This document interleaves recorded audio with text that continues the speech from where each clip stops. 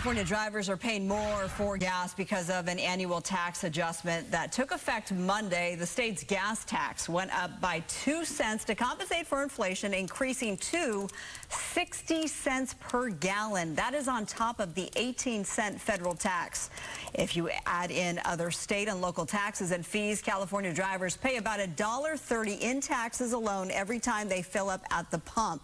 So take a look at this graph from the California Energy Commission. It breaks down the costs that make up your price at the pump. Those 4 lines at the bottom, those are taxes. They're flat. The blue lines at the top represent oil company costs and profits. Big spikes there. That's why Governor Gavin Newsom wants to set a cap and penalty on oil company profits. Here to respond is Andy Walz. He's the president of Chevron Americas Products. Andy, it's good to have you here. You say very emphatically that big oil is not responsible for California's high gas prices. Why? Well, Marla, thank you. First of all, it's great to be here. I'm always willing to have a conversation about affordable and reliable energy. Chevron's been in California almost 150 years serving California consumers, and we take a lot of pride in what we do. I will say that the prices in California are higher, more than $1.30 higher than the average state in the U.S., and most of that is taxes. The taxes just went up again the other day. They will go up again every year, and that is written into the legislation. I think Californians need to understand what's happening. It is not a result of the oil companies. There is fierce competition in our industry. It's a direct result of lawmakers over the last 20 years attacking our industry, adding taxes to consumers, and making it very difficult to do business in the state. Yeah, and in fact, in May, the Republican lawmakers in the state, they penned a letter to Governor Gavin Newsom to suspend the upcoming state tax that went up to 60 cents as of yesterday, and that didn't happen, so it is very much in effect. You know, sir, Chevron made $21.3 billion in profit last year. So when the general public says, my goodness, cut us a break, you say... Well, good point. That's 2022. We did have a record year for Chevron. It was a good year. We performed well, and that is what we're trying to do. Chevron has hundreds of billions of dollars invested around the world so that we can go find and deliver that energy that the world needs. It is a hugely capital-intensive business, and for us to get a return on investment, we have to deliver the kind of earnings that you talk about. Chevron's earnings for the whole year were still less than a quarter of what Apple makes in a year. So I think people sometimes get things out of a little bit order. You know, we do have big investments, and we do need to make a return on those investments so we can keep investing.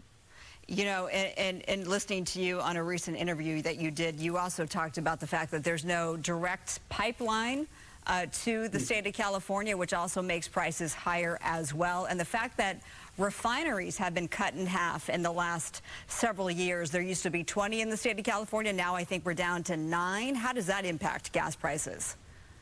Yeah, so look, this business is about supply and demand, a lot like other businesses. If you have a lot of supply and less demand, prices will go down. Right now, we're at a bit of a tipping point in California.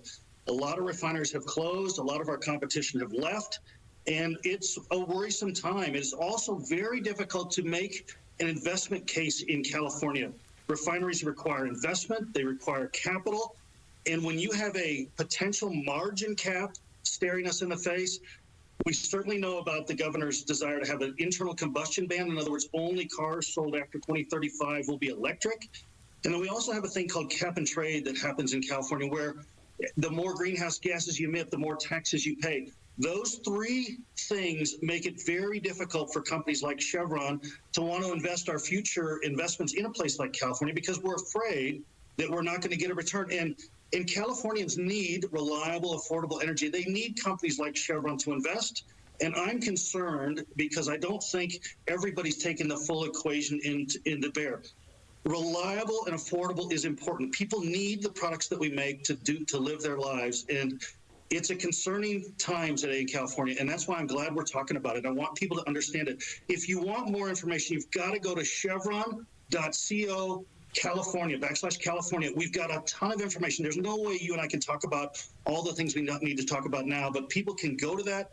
They can learn a lot more, and then they can engage with their lawmakers. They can have a conversation about what's really happening. I'm out of time, but have you yourself, as a Chevron executive, engaged with our lawmakers here in the state? Absolutely. It's a big part of my job. They do listen. They are part of the lawmakers that are listening. But we need more people. We need people to understand that this is really, really important for now, not just for now, but for the future and well into the future, because we're going to need these products to get to school, to get to work, and to get on an airplane. Yeah, I mean, we're paying in the state $4.79 on average. Nationally, it's $3.50. So yeah, we definitely pay the highest. Andy Walz. It's a lot cheaper in Arizona, in New Mexico. It doesn't matter. It's a lot cheaper. Okay, so if love for your viewers to come and learn more about it from our website. We appreciate you taking the time to be with us tonight. Andy Walz, president of Chevron Americas Products. Thank you so much. You bet, Marla. Thank you. All right, Alex, over to you.